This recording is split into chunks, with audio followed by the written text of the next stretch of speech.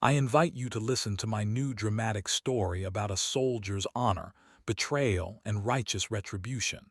I guarantee it won't disappoint. Support with a like and subscription if you enjoy it.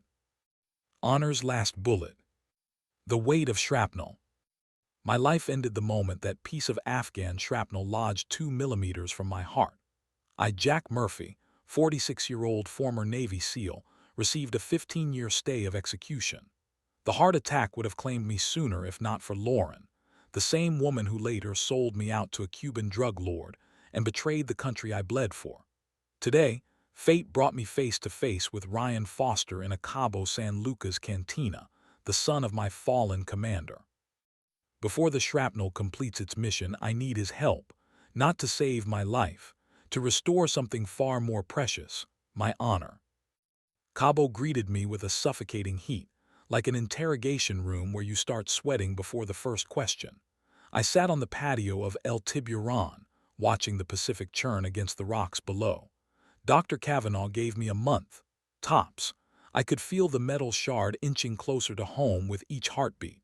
My 15-year reprieve was running out like sand in a cheap hourglass. The tequila burned going down but couldn't thaw the ice in my soul. The crash of waves mingled with tourist laughter, young, carefree people who couldn't comprehend that every breath they took was a gift paid for in blood by men like me. That's when I saw him. Tall, with military posture and watchful eyes, he stood out among the tourists like a wolf among sheep. 24, maybe 25, studying the menu but feeling my gaze. Our eyes met, and I saw in them the shadow of the man who saved my life 14 years ago. I raised my glass in invitation. He hesitated 1 second, no more, assessing, calculating risk, deciding quickly, commander's blood. Mind if I join you? His voice was quiet but steady. Please, I gestured to the empty chair. Daniel Richards, I extended my hand. The handshake reveals everything. His was firm, confident, not the handshake of a lawyer or businessman, the grip of someone who knew the weight of their decisions. Ryan Foster, he introduced himself. I know, I allowed myself a slight smile. You've got your father's eyes, same stubborn jawline too. He tensed, alert. The correct response, don't trust a stranger who knows too much about you. You knew my father. I pulled a worn photograph from my shirt pocket. 3 sergeants and a captain, all in full gear, Kandahar dust on their boots, midday sun, rooftop of a secured building. I pointed to the tall officer in the center. More than just knew him. We served together in Afghanistan. Your father saved my life during that shitstorm in Kandahar, earned the Medal of Honor, posthumously. His fingers trembled slightly as he took the photo. Recognition, pain, pride, all swirled in his eyes. I'd seen this same photograph framed on the mantel at the Foster household. Connor had shown it to me when I visited him a week before deployment. Didn't expect to find you here, I continued, but I guess the universe works in mysterious ways. He returned the photo like it was a sacred relic. Life treating you well, kid. Got a girl? No, just focusing on school. College, parties, lectures, nothing serious. Smart move, I signaled the waiter, ordered a bottle of tequila. Don't rush into marriage, I rushed. Now I'm paying for it. Bitterness crept into my voice, impossible to hide. I knocked back the tequila in one gulp, wincing. You know what's worse than betrayal? I looked straight into his eyes. The daily, methodical humiliation from someone you trusted with your life. I fell silent, staring at the ocean. The sun slowly sank, painting the water blood red. Ryan waited, saying nothing. Good skill, knowing when to let silence do the work. Want to talk about it? He pushed a lime wedge toward me. Might serve as a lesson. I poured another shot. I'll tell you how love can transform into poison that slowly kills your soul, and how one meeting in Cabo 2 years ago destroyed everything I'd built. He leaned back. Something told me he would listen, not out of politeness but because he sensed it mattered, his father's son. 2 years ago, my wife Lauren and I came here to celebrate 28 years of marriage. I rolled the glass between my palms. Not a milestone many reach. Wanted to do something special for her, recapture our youth. We used to visit Mexico often, scuba diving, enjoying ourselves. She always loved diving. The tequila scorched my throat, but I barely tasted it.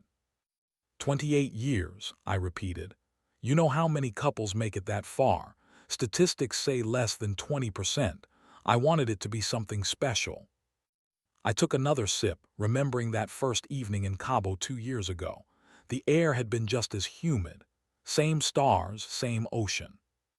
You know what's ironic? I continued, breaking the prolonged silence. It all started because of the shrapnel. Right here, I tapped my chest. Small piece of metal lodged near my heart after Kandahar. Ryan leaned forward. Tell me about that day, about my father. I lowered my gaze, as if I could see through my shirt to the old scar. It was hell, Ryan, pure fucking hell. Operation in Kandahar, clearing a neighborhood of insurgents. Your father commanded our unit. We were tasked with clearing a 3-story building, suspected Taliban headquarters. I closed my eyes, and the memories flooded back with renewed intensity. Heat was unbearable, sand grinding between your teeth with every breath. We entered the building, started checking room by room. On the 3rd floor, Captain Foster was first into a large room, looked like a conference area. I was right behind him. I paused, remembering every second of that day. Then I saw the goddamn grenade. It flew through the window right above your father's position. No time to shout, to warn, only act. My voice became mechanical, like reading a report. 3 steps, lunge. I knocked the captain down, had to save the commander, your father. Then the explosion. Remember a flash of pain in my back. Metal tore through my vest like it was paper. Your father dragged me to cover, called for backup. I was bleeding out but conscious. Watched him coordinate the evac. I swallowed the lump in my throat. When the chopper was inbound, a sniper opened fire. 1 bullet, right in the neck above the body armor. Your father fell beside me. I tried to stop the bleeding, but I shook my head. His last words were about you and your mom. Take care of my family, Jack. Honor above all. I pulled a worn military dog tag from my pocket. He wanted you to have this. Should have given it to you years ago, but I extended the tag to Ryan. I failed his last request. Couldn't protect your mother from grief. And 2 years ago, I couldn't even protect my own family.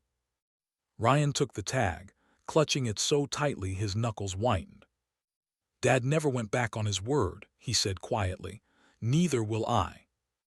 In the military hospital in Germany, doctors said removing the shrapnel was impossible, too close to the heart. Live with it, Mr. Murphy, but no, it could shift at any moment. And then there's nothing we can do. And it shifted, Ryan asked softly. 2 weeks ago, I nodded. Dr. Kavanaugh said I've got a month, maximum. During my next heart attack, the shrapnel will pierce my aorta. I'll bleed out in minutes, but before that. I looked at the ocean. The sun had almost disappeared below the horizon. Before that, I want to tell you how a piece of Afghan shrapnel led me to the most beautiful woman I've ever met, and how she turned my life into hell.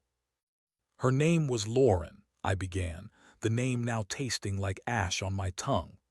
She was a military nurse at Landstuhl Hospital in Germany. First time I saw her, I was coming out of surgery. She was changing the bandages on my back. I smiled at memories that were once happy. You know what she said when she saw my back?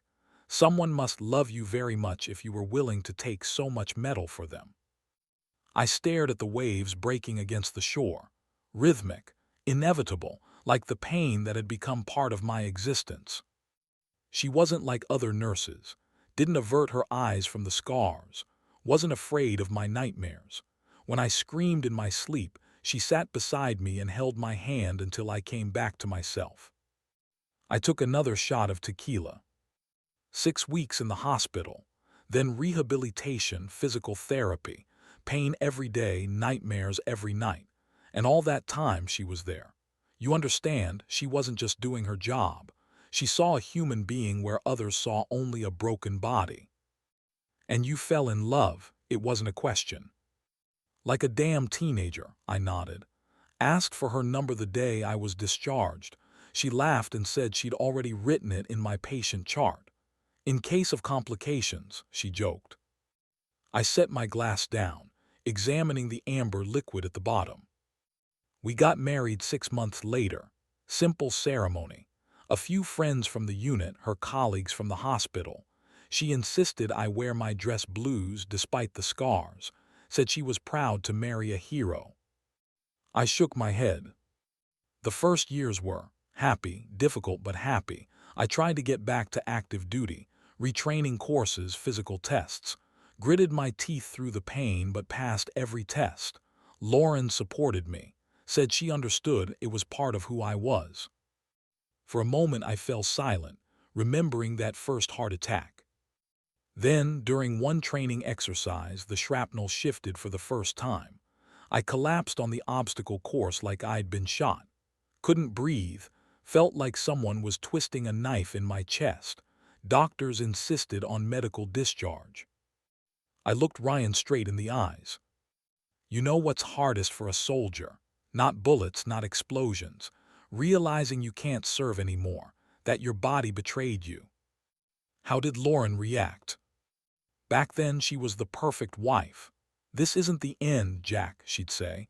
We'll get through it together. I got a job as a military instructor, paid less but it was still service.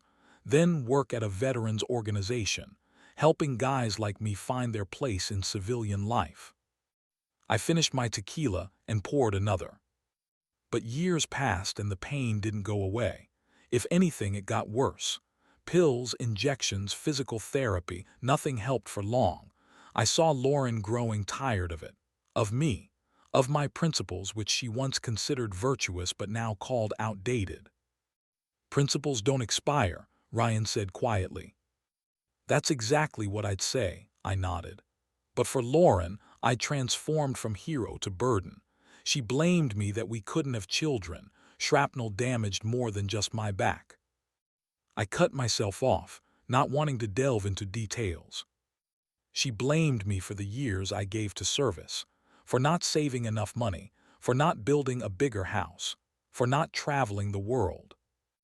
I took another sip, feeling bitterness rising in my throat. 2 years ago, I decided to fix everything. Gathered all our savings, booked this resort, the same one where we spent our honeymoon, gave her a pearl necklace. Let's go to Cabo, I said. Celebrate our pearl anniversary where we were so happy. I stared at the glowing sunset, the sky looking like a wound bleeding light. She agreed, and for a moment I thought I saw that old spark in her eyes, that not everything was lost. I laughed bitterly. What a naive fool I was. It was our second day in Cabo, I continued after a pause. We were relaxing by the pool. Lauren looked content, almost happy. I thought maybe we really are starting over. I rubbed my face as if trying to erase the memories. Then he approaches our lounge chairs. Tall, tanned, early 40s. White shirt casually unbuttoned at the chest, expensive watch, salt and pepper hair. Charismatic, self-assured. Victor Ramos, Ryan said. At that moment, he introduced himself as a businessman from Miami. I nodded. Immediately started complimenting Lauren. How beautiful she looked, what impeccable taste she had. Ordered champagne, insisted we join him. I gripped my glass so hard my knuckles turned white. Lauren absolutely bloomed under his attention. Laughing, flirting, I hadn't seen her that. Alive in years. At first I didn't think much of it. It's nice when someone finds your wife attractive. I shook my head. By evening he knew everything about us. Where we lived, what we did, how long we'd been married. And then, when Lauren went to change for dinner, he leaned toward me and whispered those words. I looked Ryan directly in the eyes. Mr. Murphy, he said, your wife is magnificent. Tonight I'm going to take her to bed and you're going to watch. I bet she'll agree. The memory hit me like a physical blow, again and again. I downed my glass in one shot. I decided it was some sick joke, or a test, that Lauren would return and I'd tell her about it and she'd put him in his place. But it turned out differently, Ryan said quietly. Lauren came back wearing a new dress, short, revealing, the kind I hadn't seen on her in years. She sat next to him, not me. All evening she listened to his stories, laughed at his jokes, drank his champagne. I fell silent, remembering how I sat at that table like a ghost nobody noticed. By dessert, she was already letting him touch her hand, her shoulder. He looked at me over her head, and there was mockery in his eyes. He knew he was winning the bet. I felt my heart starting to beat faster, heavier. The shrapnel responded with a dull pain.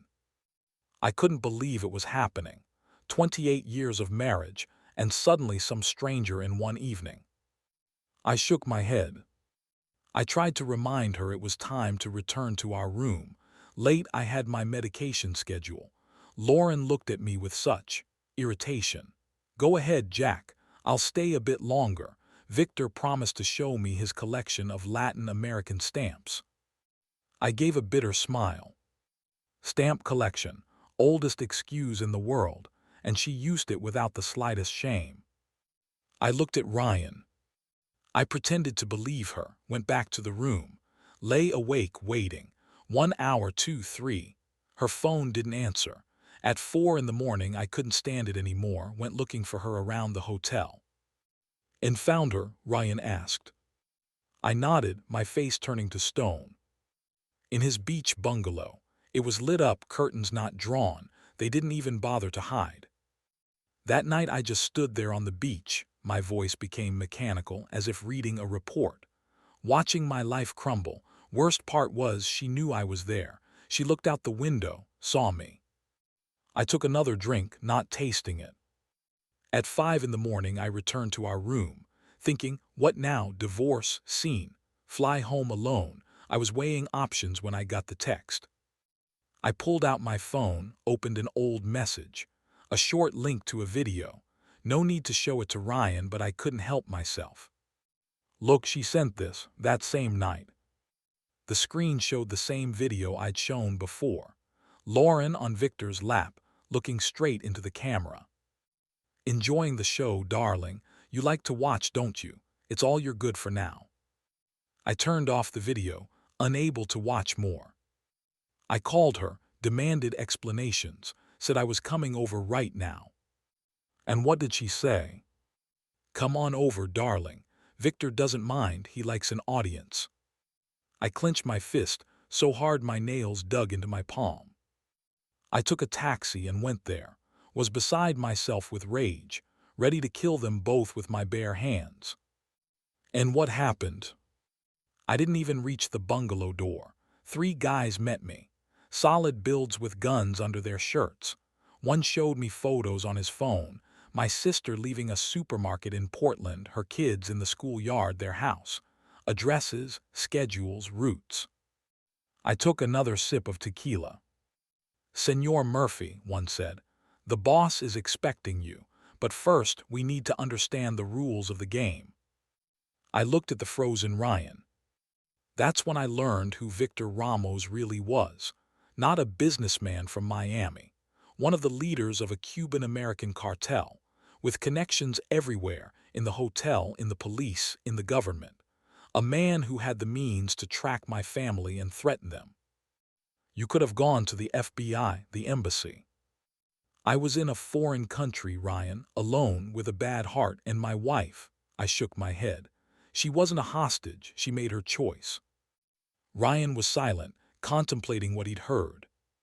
Those 3 led me to the bungalow. Victor and Lauren were waiting, sprawled on the couch, both half-dressed with champagne flutes. I shrugged as if trying to shake off the memories. Here's our guest, Victor said. Have a seat, Mr. Murphy, or you can just stand and watch, whatever's comfortable. God, Ryan whispered, and Lauren, She laughed, my voice broke, came over to me, patted my cheek like a dog. Don't stress yourself, darling, it's bad for your heart. You know what the doctors said. I stared at the ocean without seeing it. They enjoyed my humiliation. It was a game, not just infidelity, deliberate, methodical destruction of everything I held sacred. I suddenly realized I was struggling to breathe. The pain in my chest intensified. I took a pill from my pocket, swallowed it with tequila. That evening was just the beginning. For those 2 weeks in Cabo, they turned my life into hell, forced me to attend their dinners, watch them dance, kiss. If I refused, Victor reminded me about my family. I finished my tequila. Lauren completely changed, like she'd dropped a mask she'd worn for 28 years. She blossomed, became more energetic, younger, and I became a shadow of a man. The price of betrayal. I looked Ryan straight in the eyes. It didn't last just one day. 2 weeks, Ryan, 2 weeks of systematic humiliation. Dinners for three where I was the odd one out. Dances where I stood against the wall. One evening Victor ordered me to bring them champagne in the room. I remembered that moment with crystal clarity. And you know what's worst? I did it. Knocked, entered with the tray, they were in bed, didn't even bother to cover up. Put it on the table, darling, Lauren said, her voice. It was so indifferent, like I wasn't her husband but a servant, invisible. I fell silent, watching as Victor leaned toward Lauren, whispered something in her ear. She laughed, genuinely carefree, in a way she hadn't laughed with me for many years. In that moment I hated myself more than them, for weakness, for cowardice, for allowing it all to happen. After a week of this vacation, I started to act. I continued, eyes fixed on the couple. While they were entertaining themselves, I used old connections. Called, sent encrypted emails. You make friends after 20 years in the SEALs. Friends who work in interesting places. Ryan leaned closer. You were investigating Victor Ramos. First thing I discovered, his real name wasn't Victor Ramos, I nodded. It was a carefully crafted legend. Fake passport, fake biography, fake life. I took a sip of water. His real name, Mateo Valdez.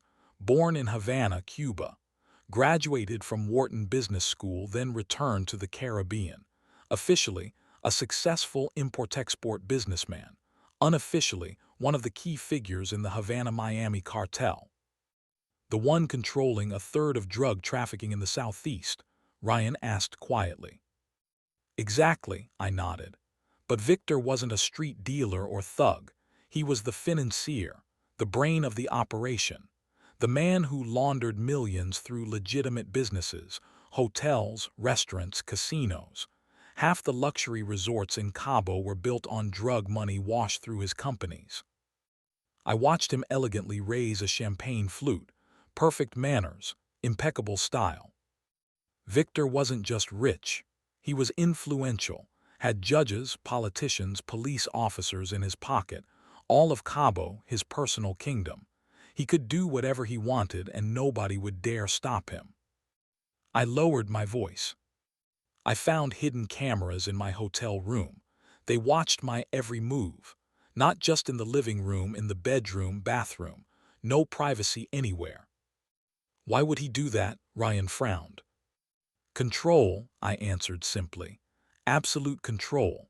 He wanted to know what I was doing, who I was talking to, wanted to be sure I didn't pose a threat. I looked at Victor sitting at the far end of the bar, how he casually stroked Lauren's arm like a pet. But cameras work both ways. If you know where they're installed, you can use them against those watching. I started behaving as if I'd given up. Stopped arguing with Lauren, followed all of Victor's orders, played the role of a broken man. I allowed myself a slight smile. And meanwhile, I gathered information. Ryan looked at me with new respect. Never attack without studying your enemy, I quoted one of the SEAL principles. The more I learned about Victor, the clearer I understood the scale of his business.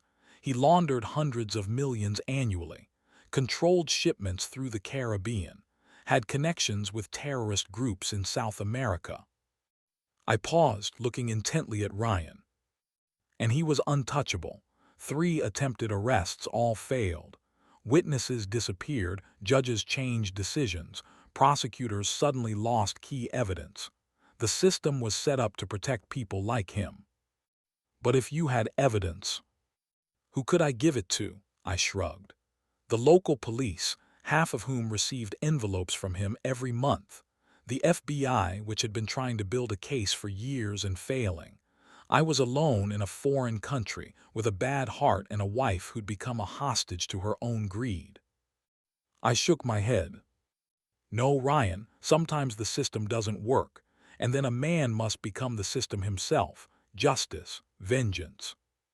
But you know what was truly frightening? I shifted my gaze back to Lauren, watching my wife change, day by day, hour by hour. Ryan remained silent, waiting for me to continue. At first I thought she was intimidated, acting under duress out of fear. That would have been understandable, forgivable. I remembered watching her during those first days, looking for signs of fear, discomfort, hoping to see in her eyes a signal, help me, save me. But with each passing day it became more obvious. She wasn't a victim. She was a volunteer. Moreover, she was flourishing before my eyes. I took a sip of water, tasting metal in my mouth. But it wasn't just external changes. She became cruel, enjoyed my humiliation. Each time Victor touched her in my presence, she looked at me, checking my reaction, savoring my pain. How is that possible? Ryan asked quietly, after so many years together. I asked myself the same question, I nodded, and gradually began to understand. Lauren had always been ambitious. In the hospital, she was the best nurse, always aiming for promotion. In our marriage, she constantly wanted more, better house, more prestigious neighborhood, expensive travels. I thought we were building a life together, joint effort. But years went by, and my career advancement ended when the shrapnel moved closer to my heart. We couldn't afford the lifestyle she dreamed of, and somewhere deep inside, she began to blame me for it. I paused, choosing my words. She never admitted it directly, but I saw her look when we drove past luxury homes, heard her tone when she talked about friends whose husbands had successful careers. Lauren wanted everything and immediately, and I could only offer her a modest life on a veteran's pension. But that's not your fault, Ryan frowned. You were wounded saving my father's life. Didn't she understand that? She did, once, I smiled sadly. But years of caring for a wounded husband wear you down, Ryan. My pain became her prison, my principles her chains, and she increasingly yearned for freedom. I felt the pain beginning to pulse in my chest again, the shrapnel reminding me of its presence. You know what she said on the 5th day of our vacation? We were having breakfast at the hotel restaurant, just the two of us, a rare moment without Victor. I asked her, "Why? Why are you doing this to me?" And she looked at me so, calmly. "Because I can now, Jack. Because I deserve something better than life as a nurse to a veteran with shrapnel in his heart." I rubbed my chest as if trying to ease phantom pain. In that moment, I realized that the woman I'd loved for 28 years was gone. Maybe she never existed. I loved an illusion, a mirage. And the real Lauren had always been there, waiting for her moment. On the 10th day of our stay in Cabo, the inevitable happened. I continued after a pause. Stress, heat, constant humiliation. The shrapnel shifted. Ryan tensed. It happened right in front of them, I spoke evenly, as if describing a combat operation, not a personal tragedy. Lauren insisted I attend a private party in Victor's suite. Cabo's elite society, big money, powerful people. I was to act as a personal assistant, bring drinks, perform minor errands. I clenched my fist, remembering the burning humiliation of that evening. Victor introduced Lauren as his fiancée. "Lauren Ramos," he said, and the guests nodded condescendingly. Nobody was bothered that her real husband stood in the corner of the room with a tray of canapés. I breathed deeply, controlling my heartbeat. At some point, Victor ordered me to bring champagne from another room. I went, feeling the guests' eyes on me. Pity, contempt, indifference. I saw these emotions on their faces.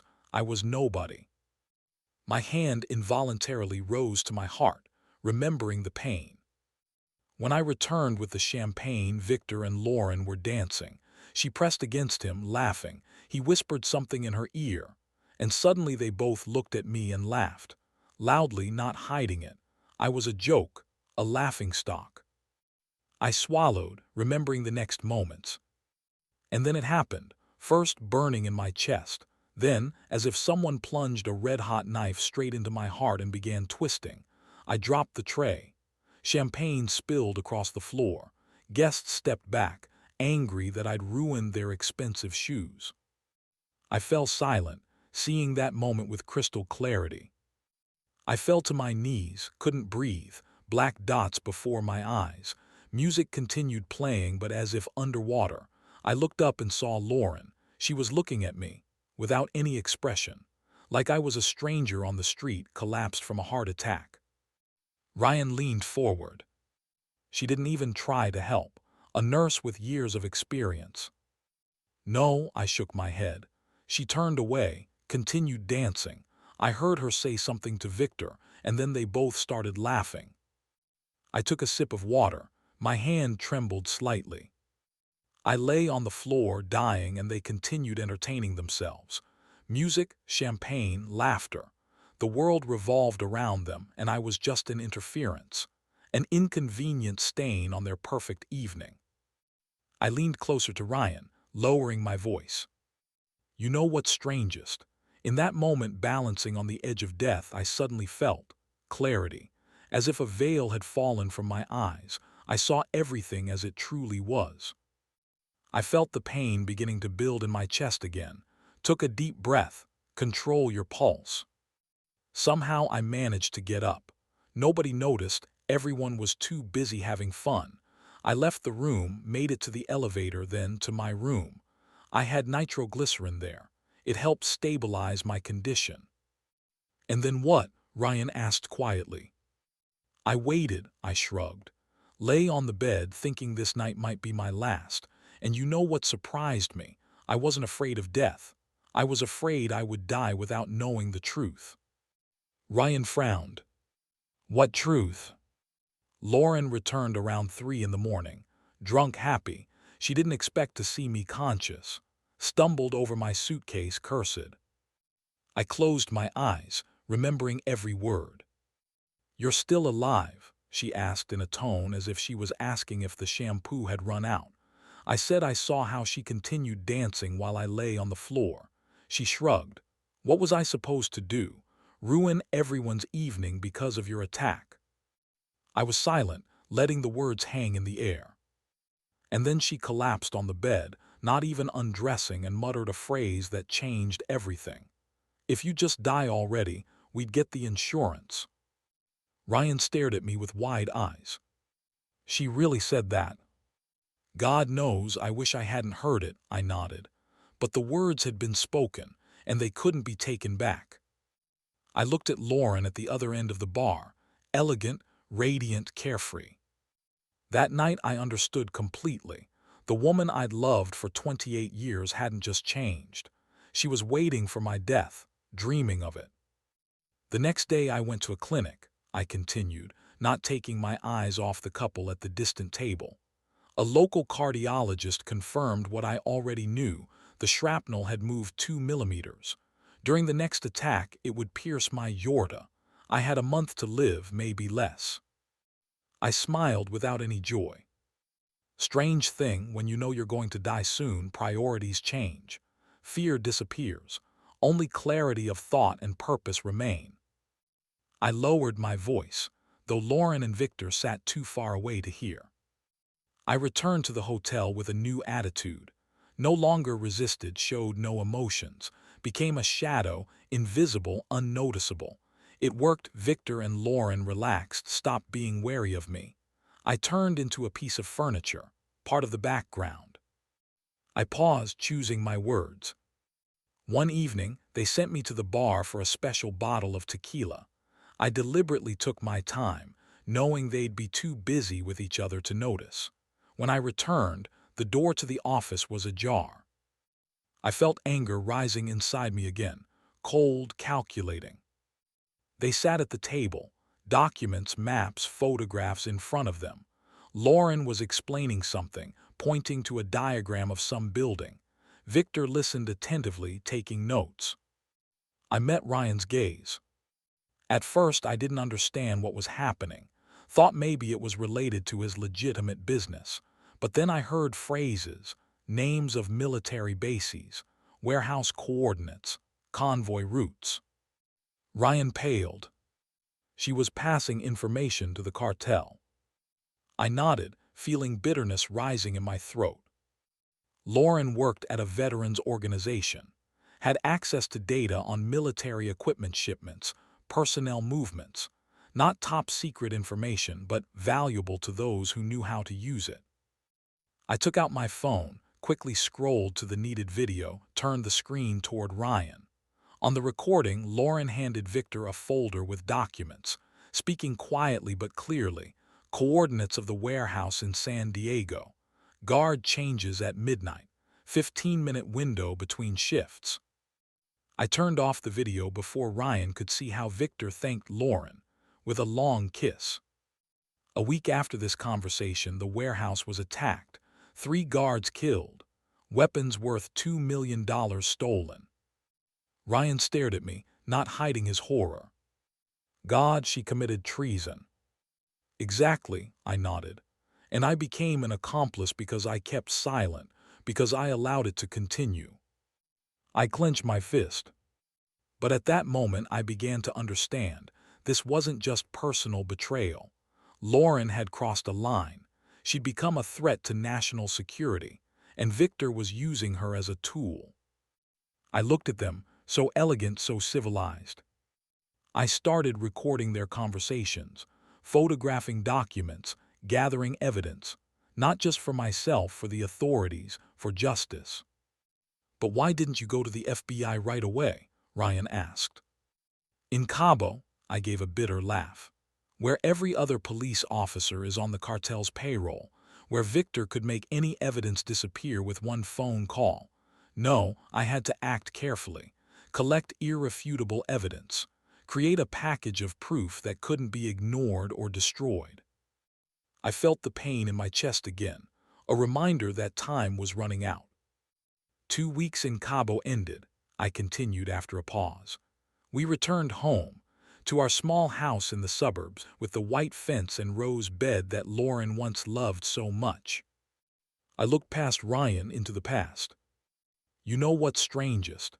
She acted as if nothing had happened. Cooked dinner, asked how I was feeling, reminded me about taking medicine. The perfect wife on the surface. I shook my head. But it was just appearance, a facade, a mask she wore when she was with me. At night she texted Victor, planned meetings, passed information. I spoke quietly, but each word was filled with bitterness. I installed hidden cameras in our house.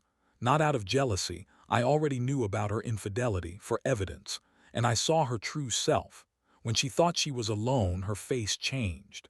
The care, tenderness disappeared. Only cold calculation remained. Ryan frowned. And Victor, did he come to the States? Every month, I nodded. Business trips, as he called them. Lauren took days off. They met at a hotel downtown. She'd return home and get into our bed as if nothing special had happened. I clenched my fist. But that wasn't the most frightening part. One day I came home earlier than usual. Lauren was in the study talking on the phone. I heard a name, Raymond Everett, divorce attorney known for his aggressive tactics. I paused, remembering every word of that conversation. Yes, Mr. Everett, he's terminally ill. Doctors give him a year or 2 at most. No chance of improvement. I want to be sure I get everything. The house, savings, insurance. He's mentally unstable, incapable of making financial decisions. What? No children, so no complications. I looked at Ryan. 28 years together, Ryan. 28 years I loved this woman, cared for her, shared my life with her. and she was coldly planning to take everything I'd earned with my sweat and blood, preparing to declare me incompetent to gain control of my finances even before my death. I felt anger rising inside me, not hot, wild, but cold, calculating. That day I made a decision. Lauren must answer for her betrayal, not just to me, to the law, to the country she betrayed. Victor must be stopped, his cartel destroyed, and I must restore my honor before the shrapnel completes its work. I developed a plan, careful, detailed, created an irrefutable dossier. I turned to Ryan. 2 weeks ago I visited Dr. Kavanaugh. He confirmed what I already felt. The shrapnel was moving. The next attack would likely be the last, a month to live maximum. I allowed myself a small smile. You know what's surprising? I felt relief. For the first time in 2 years, I had crystal clarity of purpose. I knew what I needed to do before the shrapnel finished its work. I lowered my voice. I didn't tell Lauren about the diagnosis. Let her think she had time, that she could complete her plan. I gathered necessary items, documents, evidence, and flew here to Cabo, the place where it all began 2 years ago. Why? Ryan asked quietly. To finish what I started, I answered simply. To restore justice, to reclaim my honor. They don't know I'm here, I said quietly. Not yet, but soon they will, and then. At that moment my phone vibrated. I looked at the screen, a message from Lauren. Short, concerned. Jack, where are you? I saw you took your things from the house. What's going on? I showed the message to Ryan. The game begins, son. Now I need your help. The final reckoning. My hotel room was standard, unremarkable. That was good. Neither Lauren nor Victor would look for me here. They'd expect an ex-SEAL to rent a high-security room, possibly in another part of town. But the best way to hide is to dissolve into the crowd. Be ordinary, invisible. I closed the blinds, turned on the desk lamp, creating an island of subdued light. Ryan sat in the only armchair while I perched on the edge of the bed. Fatigue weighed heavy, the flight and emotional strain taking their toll. But there would be no rest. Not now. 2 weeks ago I received the final diagnosis, I began, unbuttoning the top of my shirt. Remember I mentioned Dr. Kavanaugh? Ryan nodded. Best cardiologist in the state. Worked as a field surgeon in Afghanistan. If anyone could help me, it was him. I took a folded paper from my pocket, the medical report. Unfolded it, handed it to Ryan. He quickly scanned the text, pausing at the final paragraph. With the next shrapnel movement, probability of aortic perforation is 94%. Palliative care recommended. Projected life expectancy, 4 to 6 weeks, he read aloud.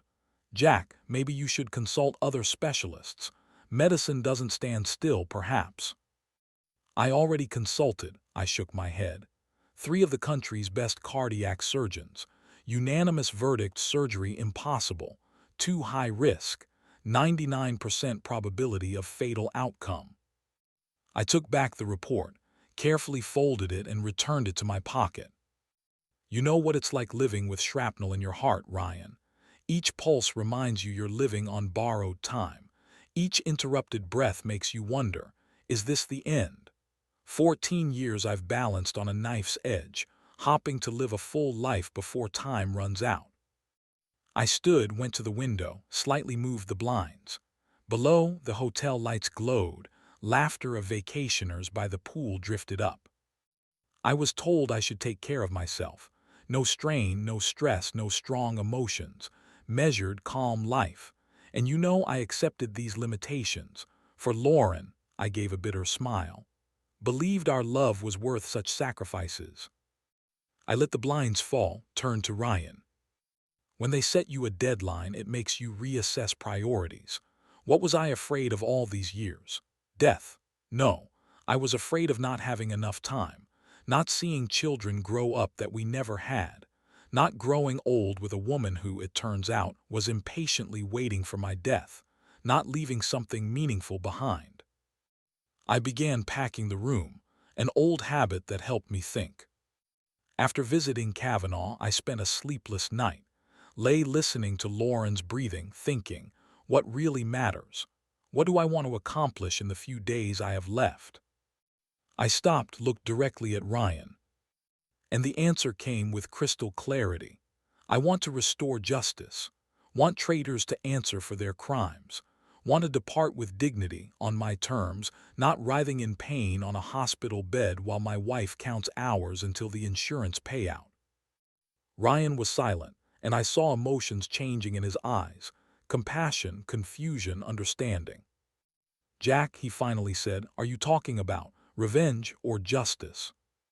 Can one exist without the other? I shrugged. Revenge without justice is just animal cruelty. Justice without retribution, empty words. I want them to answer before the law, want the world to know who they really are. I went to my suitcase, opened it. Under neatly folded clothes lay a military box of polished steel, small but sturdy. I took it out, placed it on the bed. I made a decision, Ryan. Either die a coward, watching my life being destroyed, or leave on my own terms, preserving honor. Your father chose the latter, so do I. I opened the metal box. Inside lay my treasures, not gold or jewels, but items carrying priceless memories. Military dog tags, mine and Connor Foster's. Photo of our unit in Kandahar, worn at the edges from countless touches. Letters from families of saved soldiers, simple words of gratitude handwritten. And a gun, Colt M1911A1 classic military model, heavy, reliable, tested by time. This was my father's pistol. I lifted the weapon, feeling the familiar weight in my hand. He carried it through Vietnam, and before that, my grandfather wore it on the beaches of Normandy. I carefully placed the gun on the bed. Dad gave it to me before my first deployment to Iraq, said, son, I hope you never have to use it, but if you do, remember each shot is a choice between honor and dishonor. I looked at the pistol, feeling its silent presence. An old soldier, ready for his final mission. I didn't take it to Afghanistan, kept it home in a safe. A talisman, reminder of duty and honor. The only time I seriously thought of using it 2 years ago in Cabo when I first saw Lauren with Victor.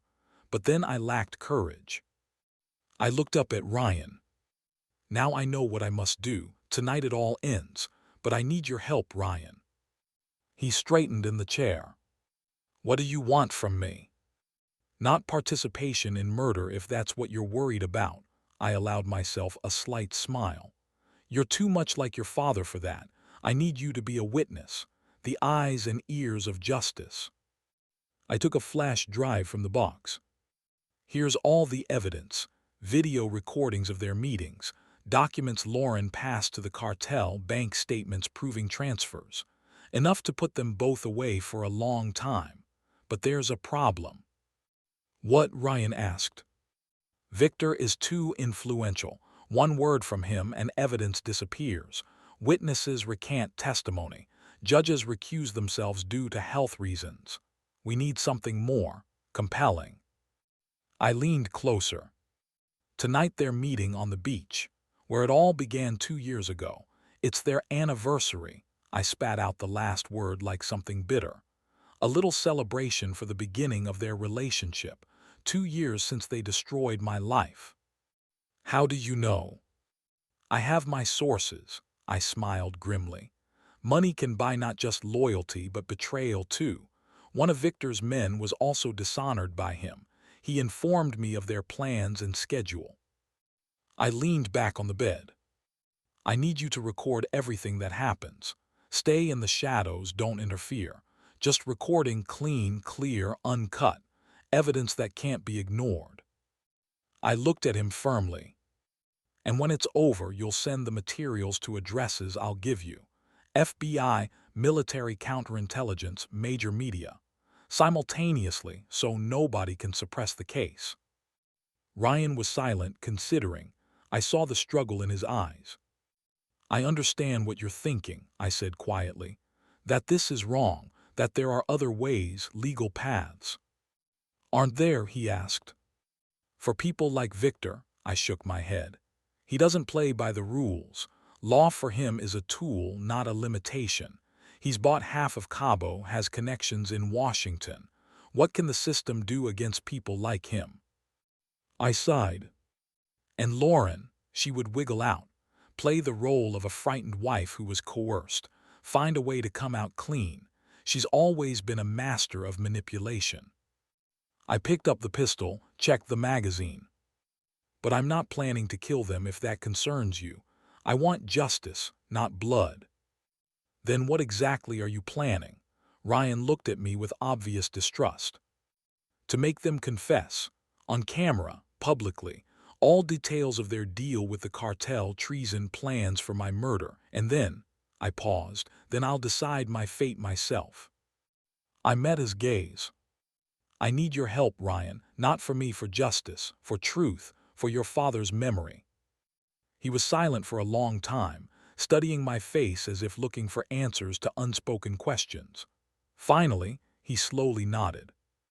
I'll help you, Jack, but only with recording. No violence, no killings. I swear to you, I extended my hand. All I want is the truth. The rest is in their hands. We sealed the deal with a handshake, and I felt some of the weight slide from my shoulders. Connor Foster's son, just as honest and direct as his father, a worthy heir. I laid out a homemade map of the beach on the bed, an amateur sketch, but accurate enough for our purposes. A red circle marked an isolated cove between rocks, the very place where Victor and Lauren had arranged to meet. They'll be here at midnight, I pointed to the mark. Secluded spot hidden from prying eyes, right where Victor first took Lauren 2 years ago. Ryan studied the map carefully. How do we get there? There are 2 paths. I traced the lines with my finger. The main trail they'll use, and a second one along the rocks, more difficult but invisible from the main beach. We'll go that way. I marked another point on the map, a small outcrop among the rocks. You'll be here. Perfect position for filming, good view, but you won't be noticed. Stay in the shadows, make no noise, don't use flash. I took a small digital camera from my bag. Military model, infrared recording, image stabilization, directional microphone. Will catch every word even with the sound of surf. Ryan took the camera, turned it over in his hands. You're well prepared. I've had 2 years to think through every detail, I nodded. Every step, every word, I know how they'll react, know their weak points. I marked another position on the map, the place where I plan to appear. I'll come from here. They won't expect guests, especially from this side. Element of surprise is on my side. Ryan frowned. What if they're armed? They will be, I nodded. Victor always carries a gun at his ankle. Compact Glock 43, 6 rounds in the magazine. Lauren might be armed too. In recent months, she's been carrying a small Ruger LCP in her purse. I allowed myself a bitter smile. Funny, isn't it? She always hated weapons. Said guns were tools of death with no place in civilized society. But for Victor, she made an exception. It's dangerous, Ryan shook his head, if they start shooting. They won't, I said confidently. At least not right away. Victor is too self-assured. He'll think he can control the situation with words. And Lauren, I hesitated for a moment, she won't shoot me. Too much shared history. Ryan didn't look convinced but said nothing. When I appear, I'll start the conversation, I continued. Push their vulnerable spots, make them talk, confess. All this needs to be on camera, every word, every reaction. I looked at the pistol. If all goes according to plan, they'll back themselves into a corner. They'll confess to all crimes themselves. And if not, Ryan asked quietly. I was silent, choosing my words. Then I'll give them a choice, confession or consequences. What consequences? All the evidence I've gathered over 2 years, I nodded to the flash drive. Enough to destroy them, not as quickly or as publicly as I'd like, but no less effectively. Ryan watched me carefully. And then what, after they confess? I met his gaze. Then I complete my mission. They'll be arrested, brought to trial, convicted, and I'll leave on my terms. You mean, Ryan began. It's my decision, I interrupted. Mine and mine alone. I'm not asking you to approve it or participate, just to witness the truth. Silence fell. We both understood where this was heading but didn't put it into words. The next hour we spent in preparation. I recorded a farewell video message explaining my actions and motives. Recorded it on the same camera Ryan would use. Short, concise, emotionless, just facts, names, dates. Everything authorities would need to continue the investigation. If you're watching this, I addressed the invisible viewer, I'm already dead, but my death won't be in vain. I spoke directly, clearly, as if reporting to command. Told about Victor, his cartel connections, money laundering operations. About Lauren's role in transmitting secret information. About attacks on military facilities made possible by her betrayal. Ryan watched me silently, not interrupting. When I finished recording, he only asked, "Are you sure you want to go through with this?" "More than sure," I nodded, turning off the camera. "It's the only way to guarantee the truth comes out." Then I prepared 2 envelopes.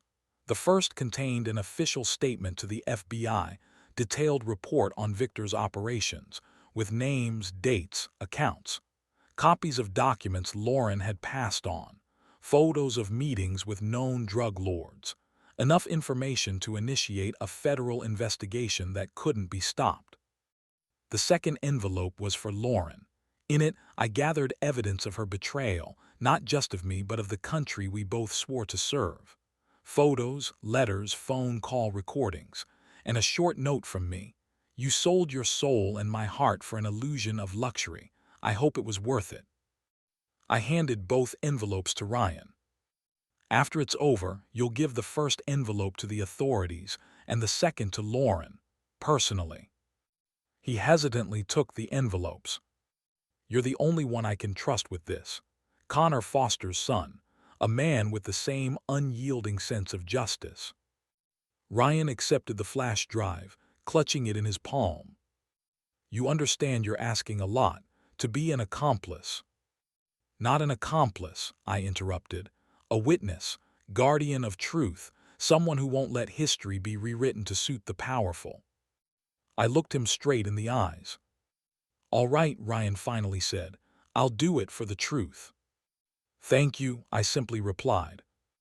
I took the mirror off the wall, placed it on the bed, retrieved a small shaving kit from the box, unpacked the razor. "What are you doing?" Ryan asked. "Getting ready." I met his gaze in the mirror. "You know what they say in the SEALs.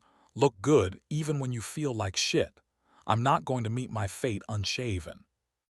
I applied foam to my face, began methodically shaving off 3 days' stubble. Confident, precise movements without hurry or rush. As always. "You're strangely calm," Ryan noted.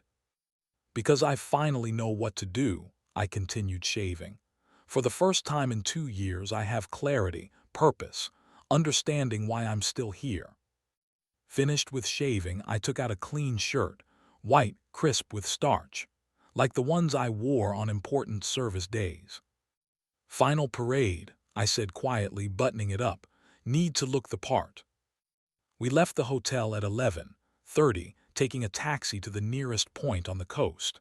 From there we continued on foot, narrow path along the rocks, barely visible in the light of an almost full moon.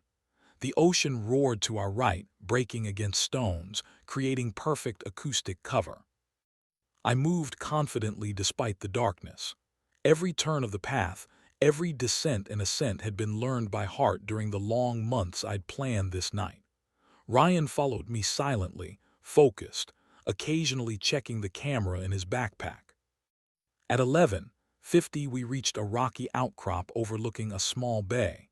Perfect observation position, hidden in shadow but with a good view of the sandy beach below. I gestured to Ryan his place, then took out a small pair of binoculars. They were already there. Victor had spread a blanket on the sand, set up a small folding table, bottle of champagne in an ice bucket, 2 glasses, candles creating an intimate circle of light. Perfect romantic evening. Lauren sat beside him, but her posture betrayed tension, shoulders raised, back straight, eyes constantly scanning the perimeter. "They're nervous," I whispered, passing the binoculars to Ryan. "Especially her, knows I'm somewhere nearby." Ryan looked through the binoculars, then returned them to me. "Victor has a gun," he said quietly, "at his ankle like you said." "And another one under the blanket," I nodded. "He doesn't trust compact models for serious business." I observed them for several more minutes. Victor filled the glasses with champagne, made a toast. They drank, but without the usual enthusiasm. Rather mechanically, like part of a ritual that needed to be performed. "It's time," I turned to Ryan. "Remember, stay in the shadows, don't interfere whatever happens. Record everything." I extended my hand. "If something goes wrong, tell Kavanaugh he was right. The shrapnel finally found its target." Ryan firmly shook my hand. "Good luck, Jack." I nodded, then began descending the narrow path circling the rock. The plan was simple: emerge from the eastern side of the cove, where they least expected to see visitors.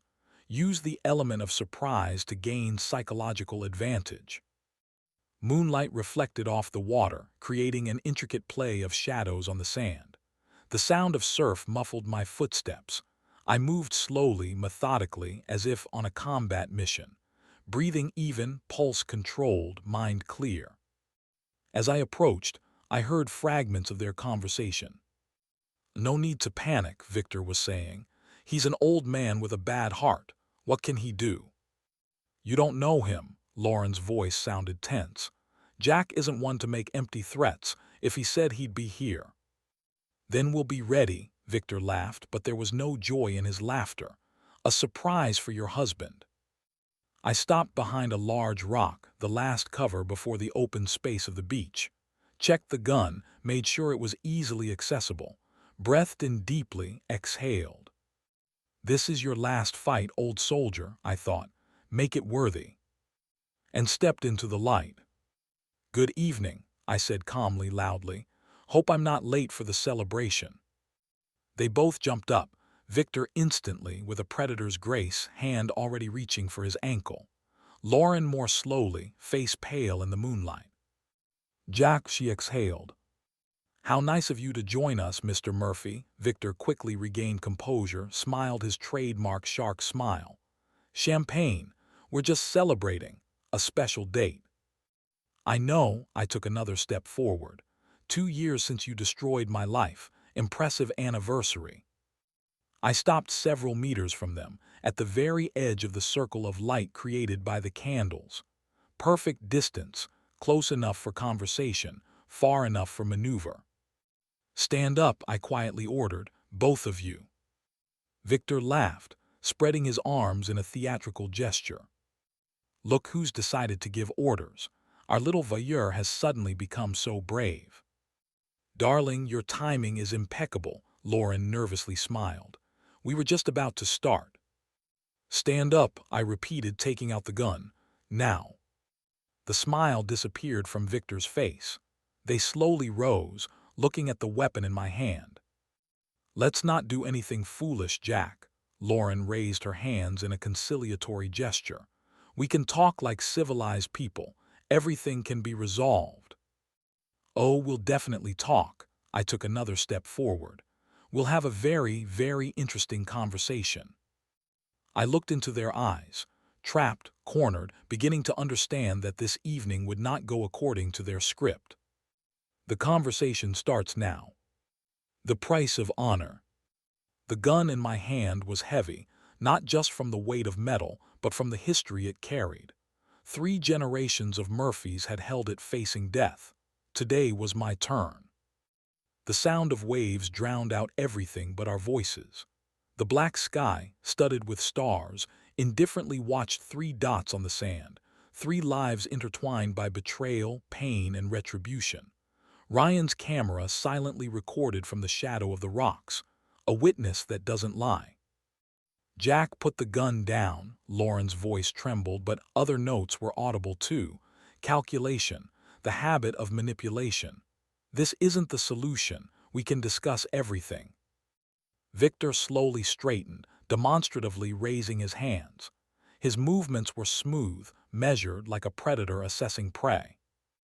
Listen to her, amigo. He smiled his trademark shark smile. Let's talk like civilized people. Have a drink. He nodded toward the champagne. Discuss what can be done. What can be done? I didn't lower the gun. 2 years of methodical humiliation. 2 years I watched my life crumble, my country betrayed, the memory of my service tarnished. And you want to discuss? I stepped forward into the circle of candlelight. Now my face was as visible to them as theirs was to me. Fine, let's discuss. My voice was calm, controlled. Let's start with you, Victor. Or should I call you Mateo Valdez? Tell me that you're not really a businessman from Miami, but one of the leaders of the Havana-Miami cartel. Victor tensed, the smile vanished. I don't know what you're talking about, Mr. Murphy. This is some misunderstanding. Misunderstanding, I gave a bitter laugh. Like the 3 guards who died at the warehouse in San Diego after my wife gave you security diagrams. Also a misunderstanding. Lauren paled, stepped back. Jack, you're delirious. It's your heart, the medications. Don't you dare, I cut her off, feeling anger beginning to break through the carefully built wall of control. Don't you dare use my illness as an excuse. I saw everything, recorded everything. I have evidence of every one of your crimes. I looked at my watch, exactly midnight. Fitting, time itself had come for its debtors. And what next? Asked Victor, maintaining outward calm, but I saw his hand moving imperceptibly toward his ankle. You came to kill us. Don't you understand you won't leave here alive? I wasn't planning to leave, I answered honestly. Doctors gave me a month to live, maximum. During the next attack, the shrapnel will pierce my aorta, so I'm not afraid of death, Victor. I'm afraid of dying without restoring justice. Lauren took a step toward me, eyes full of tears. Acting always came easily to her. Darling, why didn't you tell me? I could have. We could have found better specialists. You would have accelerated your plans, I responded coldly. Hurried with the divorce, with accusations of incompetence, with appropriating everything I earned. She froze, the mask of sympathy slipping for a moment, revealing her true face, calculating, cold. I don't know what you're. Mr. Everett, divorce attorney, I kept my eyes on her. Yes, Mr. Everett, he's terminally ill. Doctors give him a year or 2 at most. No chance of improvement. I want to be sure I get everything. The house, savings, insurance. Lauren backed away as if struck. You were spying on me. And you were betraying your country, I countered. Which is worse, do you think? Victor laughed, but there was no joy in his laughter. Wonderful show, Mr. Murphy, but your accusations are groundless. You have no proof, just the words of a dying, bitter husband. The proof exists, I nodded toward the rocks where Ryan was hiding. Right now, everything is being recorded, and not just this. I have recordings of all your meetings for the past 2 years. Documents Lauren passed, bank accounts, names, dates, everything. I paused, watching Victor's confidence give way to concern. By the way, how's your partner Miguel Cruz doing? Still hiding in Colombia after that shipment failure? This was a test. I knew that Miguel Cruz was indeed Victor's partner and was indeed hiding in Colombia after a failed operation. Information from reliable sources. And by how Victor flinched, I knew I'd hit the mark. You have nothing. Victor tried to regain control, but his voice no longer sounded so confident. You're bluffing. Really? I smiled. Then why haven't you reached for the gun at your ankle yet? Glock 43, 6 rounds, safety on the right. Not the most convenient weapon, but compact. His face visibly tensed. I continued. And don't think about the one hidden under the blanket. Beretta 92, 15 rounds. Good gun, but takes time to draw. I'll shoot first. I saw the struggle within him. Predator's instinct versus rational businessman's mind. What do you want? He finally asked. Money, name your price. I don't want your dirty money, I shook my head. I want the truth. Confession on camera about everything, the cartel, operations, information Lauren passed, everything. He measured me with his gaze, then suddenly laughed. And you think I'll just confess like that at gunpoint? Exactly like that, I nodded. Or you'll go down. All the evidence I've gathered will be sent to the FBI, DEA, every major news agency. Names of your business partners, political patrons, corrupt judges. Even if you kill me, the information will still be made public. The mechanism is already in motion. I saw him calculating options. Victor was smart, calculating. He'd built an entire empire on the ability to assess risks. So I have no choice, he said slowly. There's always a choice, I replied. Some options are just better than others. Victor looked at Lauren, then back at me, then suddenly jerked, his hand darting to his ankle. I fired without hesitation. Technique honed by years of training, 2 bullets, center mass. He fell, clutching his chest. Lauren screamed, trying to crawl away from Victor's body. No, no, Jack, please. Her hands trembled, makeup smeared from tears. I turned the gun on her. Don't move, sit down. Now it's your turn, Lauren. I looked at the woman I once loved more than life itself. Answer the main question. Why? What did I do to deserve this betrayal? She sat on the sand, trembling all over. Victor's dark blood slowly soaked into the sand beside her. I don't know, her voice was barely audible. He seemed so powerful, confident. With him I felt young, desirable. And me? I asked quietly. Did 28 years of marriage mean nothing? They did, I swear they did. She crawled toward me on her knees. I was stupid, I got lost. Jack, darling, give me a chance to fix everything. I looked at her, trying to find even a glimmer of sincerity in her eyes, but I saw only fear. Not for me, for herself. Fix, I shook my head. Remember what you said when I had a heart attack at that party. If he dies, we'll get the insurance. Lauren froze. Something changed in her gaze. The mask finally fell.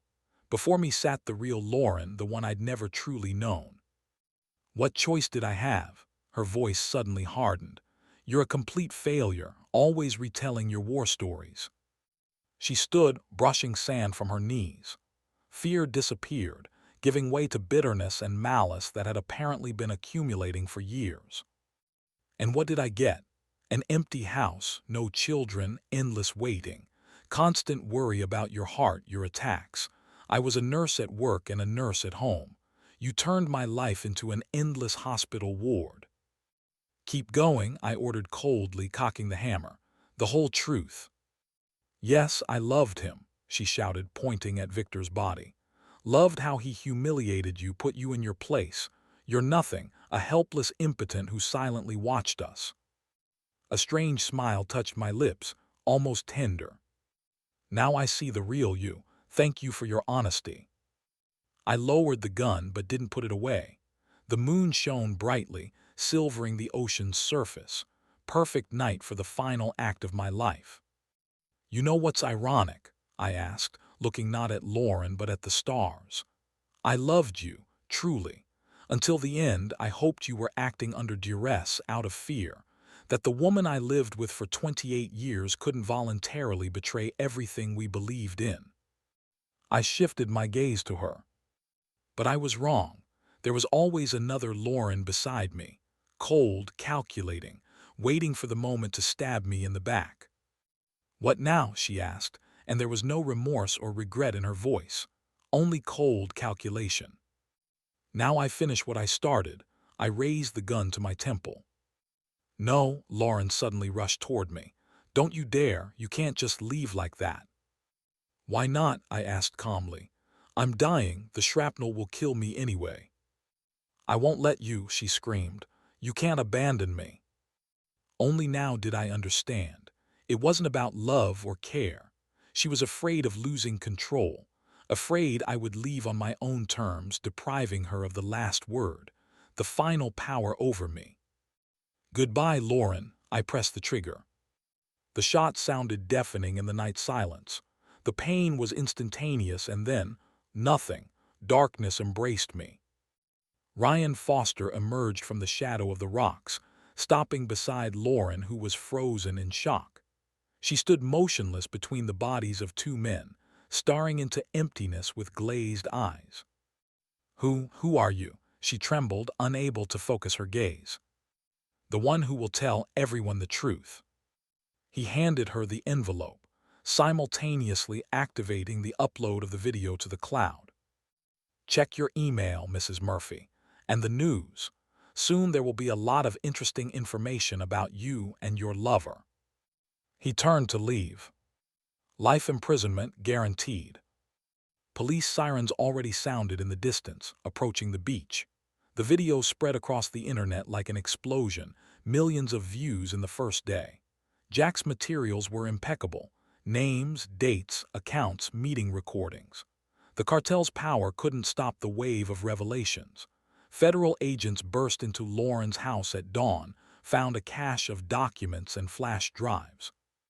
At the trial, when the prosecutor played the recording of her words during Jack's heart attack, she broke down. Defendant Lauren Murphy for treason, aiding a drug cartel, complicity in the death of federal employees, and disclosure of state secrets is sentenced to life imprisonment without the possibility of parole. Ryan watched as they led her from the courtroom. Once a proud woman, transformed into a broken old woman in a gray prison jumpsuit. Sometimes he checked the federal prison website, pale, emaciated face, dull eyes.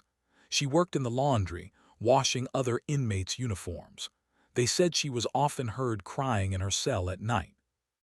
Jack was buried with full military honors at Arlington National Cemetery. Ryan stood at his grave, remembering their conversation in the restaurant. He had fulfilled his promise, told the story, delivered the evidence, achieved justice. The money Jack left went to create a veteran support foundation, helping those who returned from war and tried to find their place in civilian life. Ryan, inspired by Jack's and his father's examples, graduated from military academy, became a military prosecutor. He had a son, whom he named Connor. On Jack Murphy's simple headstone were engraved words that became the foundation's motto and Ryan's life credo. He preserved his honor. If you enjoyed this story, support the author with a like, subscribe to the channel, and share your emotions in the comments. Thank you.